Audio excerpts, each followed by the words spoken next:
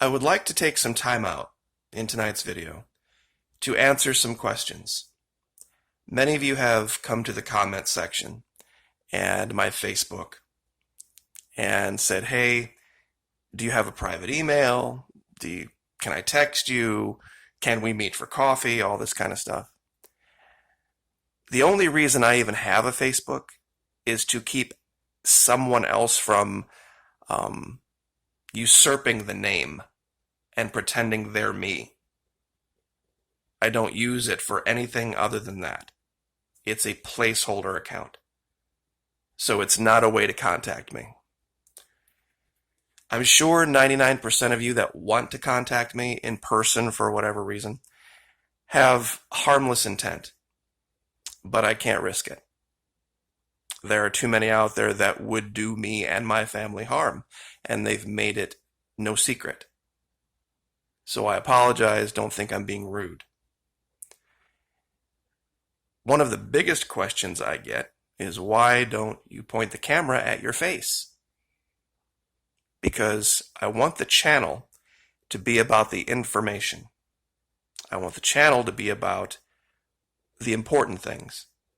Believe it or not, when you watch a channel on YouTube where 60-70% of the screen is someone's face and they're talking about information, subliminally you are making all sorts of judgments about the quality of the information based on who's talking and their appearance, without you even trying to. It's just the case. It's human nature. I want the information to stand on its own merits. Now, the reason I decided to do this now is because many of you have also said, how can you be a Christian yet show the images of the young ladies that you do? Well, the issue with Nicole Arbour is very simple. I identify with her. I know what it's like to be bullied. I grew up being bullied. Not just by older kids. When I was young, I was the short, fat, buck-toothed kid. That was one time, but I was not only bullied by them, I had been bullied by members of my own family, especially having become an Army interrogator. But believe it or not, I was also bullied for being an athlete. See, Pentecostal Christians don't believe in that. And now here on YouTube, I get called all sorts of filthy names 7 days a week, 365 days a year that you don't see. Thousands and thousands of comments come in across. I have 1,300 plus videos on my channel, and people still comment on videos that are 6 months and 8 months and 9 months old. And I get to see those every single day and decide whether they make it through the filters or not. If I had no filters and I just let every comment go through, you would be shocked at what people will do and what people will say. This is what happened to Nicole Arbour. She was trying to do something good. She was trying to do something helpful. You see, she was an athlete too. When I look at this picture, I don't see anything pornographic. I see an athlete. You don't look like that regardless of surgery without working your ass off. And she was a cheerleader, a professional cheerleader. And that's a lot of hard work. And for all of her efforts, she got vilified in a way that I've just not seen before. In fact, when I saw it happening, it reminded me of my youth. When I hit puberty and I showed up, literally in about 6 months, I grew 5 inches and put on a ton of muscle. And the only reason I played football was to knock the hell out of the guys that I went to school with that decided I was their punching bag when I was a kid. Couldn't care less about the team across every Friday night. Couldn't care less about them. I just wanted to go to practice and knock the crap out of those guys. And believe it or not, in my whole family, I was the only athlete. Both sides, mom or dad. And I had lots and lots of cousins. I was looked down on because of it. As was she.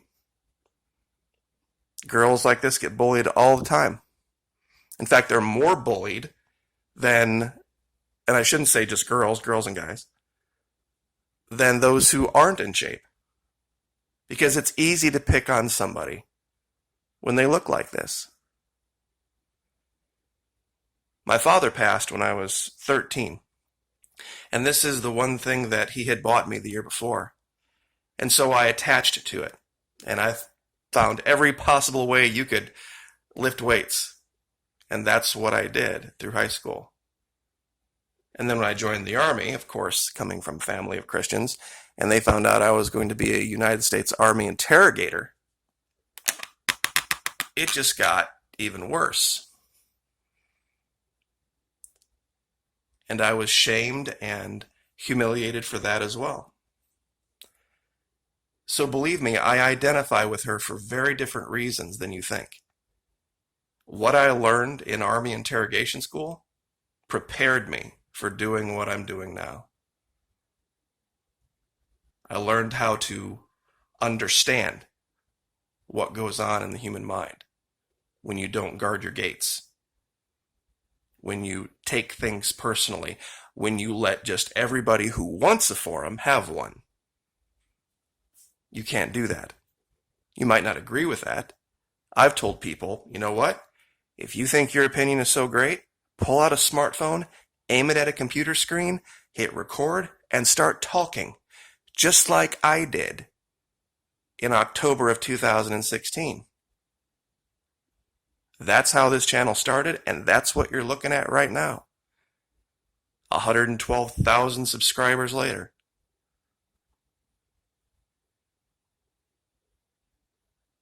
Even getting out of the military. People ask what you did. Some guys can say infantry. Some guys can say artillery. There's pilots. There's mechanics. And you get a lot of, thank you for your service. But when you say, I was an interrogator, there's that pause. And then that, oh. And then they'll catch themselves and, well, thank you for your service. And then they'll excuse themselves. But you can tell. You can tell how uncomfortable you made them just by what the Army asked you to do. They asked me to be an interrogator because they needed Spanish linguist interrogators at the time, and I had studied French all the way through middle school and high school. So learning Spanish was a snap. So this isn't a let's feel sorry for me video. This is an explanation of why the channel does what it does and why we try to teach. If I could share anything with my audience, it would be how to master your own mind, how to master the information that you allow to come into your mind. You can't unhear things. You can't unsee things. And if people truly knew what was being done to manipulate the masses, they would be gobsmacked right now. And it's all basic stuff that they teach at Fort Huachuca, Arizona. There's not very many images that you can show on YouTube related to being an Army interrogator, because they're immediate grounds for deleting the video. They're that bad. The stuff that people saw out of Abu Ghraib was primarily done by Army MPs. Army MPs are not Army interrogators. It's two different jobs. Do police have some interrogation skills? Sure. But it's not their specialty. They've gone out of their way to whitewash things and call it human intelligence collecting now. They even changed the MOS from a 97 series to a 35 series. But in the last video, I had promised to give links to logic fallacies and cognitive biases, because this is the fundamental basis of psychological operations. There are things that we are just wired to believe just because of the way we think in modern society. And when applied subtly and with dexterity, they can make you believe up is down, left is right, the grass is blue and the sky is green. And to watch it happen is truly frightening. I tried to allude to it a little bit in the last video.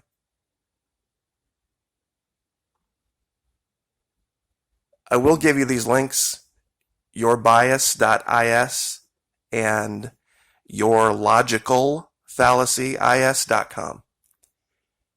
They sell posters, they sell flashcards, all of these different things that allow them to get in your head are the fundamental basis of war fighting, intelligence war fighting in the military. It's a very different battlefield than when I was in. There was really no internet.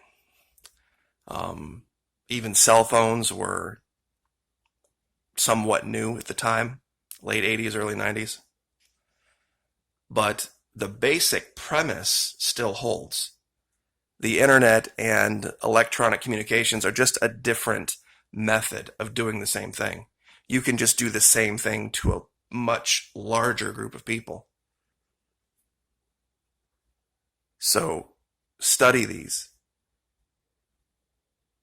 Teach your children these. Since I know a lot of schools aren't going to be resuming classes, this would be an excellent diversion to teach things like burden of proof, ambiguity,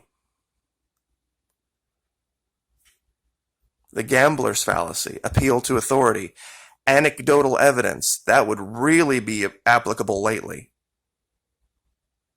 Special pleading, ad hominem attacks, the no true Scotsman, all of these different things.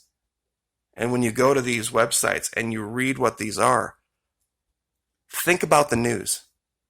Think about what they're saying and what they're trying to make you believe. And you'll begin to see all of these crop up. Cognitive biases are a little bit different than logic fallacies. In group bias, you unfairly favor those who belong to your group, something you do unconsciously. Groupthink, once again, nobody's trying to do it. It's just something that happens. The framing effect. You allow yourself to be unduly influenced by context and delivery. This is also one of the reasons that I don't appear. Some of you would say, you can't talk about this or you can't talk about this because you're an average white guy. Information is information no matter who's giving it. So,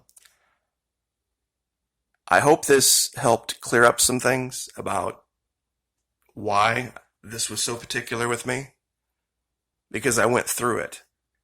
I go through it on a daily basis.